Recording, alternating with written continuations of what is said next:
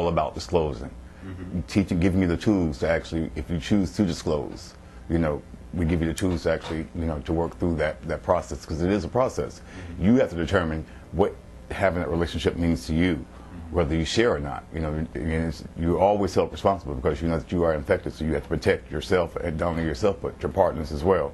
So that comes to a whole host of issues.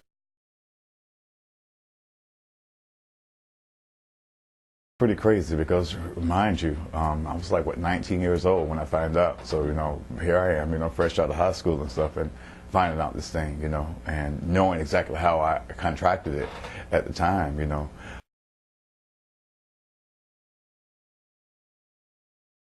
I understand I have HIV and it's not something that everybody can deal with. It would be a lot easier to just date someone who's positive, but then you still have a whole host of issues with that as well. So it's kind of tricky, in the whole dating thing. So my whole thing is I'm open and receptive to the thought of love. It works both ways because my thing is like, what if you should happen to come up positive? We've used all the protection that we can, and you come up positive during the course of our relationship. Guilt would be on my shoulders.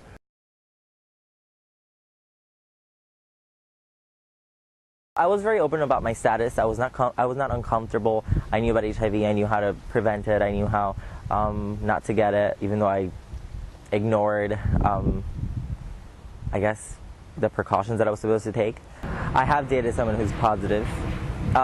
There's always the risk of being reinfected and having another version of the disease, another strain of the virus, which is everyone's fear, and you don't want to have that on your conscience that you messed up yourself one more time.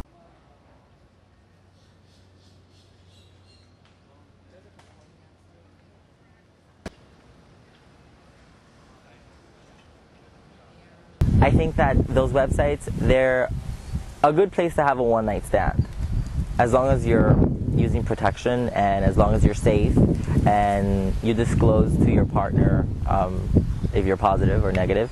But then again, people lie. People sometimes don't care. They just, they want to like, oh, fuck it, like I'm positive. Oh, sorry, fuck it. Oh, well, I'm positive. Why should I care? If they're not saying, hey, put on a rubber, then obviously something is happening. Well, some people are in the heat of the motion and they just, they just do it.